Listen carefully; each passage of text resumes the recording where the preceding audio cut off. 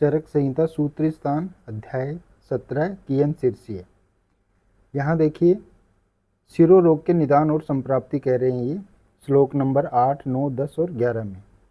तो सबसे पहले निदान बता रहे हैं, संधारणात् दिवास्वप्नात् रात्रो जागरणात् मदात्। ये चार फैक्टर यहाँ के वेग संधारण, दिवास्वप्न, रात्रि जागरण और मद के कारण या नशीली वस्तुओं के सेवन के कारण। उसके आगे कह रहे हैं उच्चेर भाष्याद, जोर से बोलना, अवश्यात, ओस का सेवन, प्रागवात का सेवन और अति मैथुन। इसके बाद गंधाद असात्म्यात आघ्रात, ये एक बात कही इन्होंने कि असात्म्य गंध का इनहेल होना। फिर कह रहे हैं रजो धूम हिम आतप, रज धूम हिम और धूप का अत्यधिक सेवन।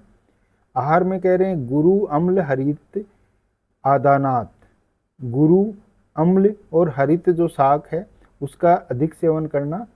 अति शीत अम्बु का सेवन भी कारण बताया इन्होंने आगे। इसके बाद सिरो अभिघात, सिर में चोट लगने के कारण कहा। दुष्ट आमाद, आम दोष के कारण भी कहा। रोदनाद, रोने, बहुत अधिक रोने के कारण। वाष्प निग्रह, आंसू के वेग धारण से, ये जो ऊपर संधारण का वहाँ भी कह दिया और स्पेशली वाष्प निग्रह यहाँ अलग से और कह दिया। मेघ का कहा है मेघ आगमन, अगर बादल ज़्यादा रहते हैं आकाश में। मन से ताप, मेंटली स्ट्रेस है, उसको भी यहाँ कारण बताया सिरो रोग में। और देश काल विपरीत, और देश और काल विपरीत है कि कोई राजस्थान में रहता है, साउथ में रहने लगा तो देश विपरीत हो गया, वहाँ जाके उसको हेडेक रहने लगा। तो इस प्रकार देश और काल विपरीत के कारण ये यहाँ पे इतने आहार और विहार के रूप में, तो यहाँ जो हेतु बताएं उसमें विहार के रूप में ज़्यादा हेतु बताएं।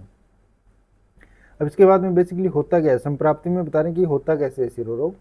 कि वातादे प्रकुप्यंती शिरस्य अस्रम च दुष्यति, कि वातादि जिस हेतु के अनुसार जो दोष प्रकुपित होगा या त्रिदोष प्रकोप है तो वातादि प्रकुपित हो जाते हैं उपरोक्त हेतुओं से। और उसके बाद दूषित किसे कर रही है, शिरस्य अस्रम, रक्त को दूषित कर रहे हैं। तो रक्त को दूषित करते हैं। ततः शीर्षि जायन्ते रोगा विविध लक्षण, तो इस प्रकार सिर में विभिन्न प्रकार के रोग उत्पन्न होते हैं। तो ये इस प्रकार से इन्होंने सिरो रोग का हेतु और संप्राप्ति कहा। संप्राप्ति में ये ध्यान रखना है आपको कि दोष प्रकुपित होकर दूषित किसे कर रहे हैं, रक्त को दूषित कर रहे हैं यहाँ पे।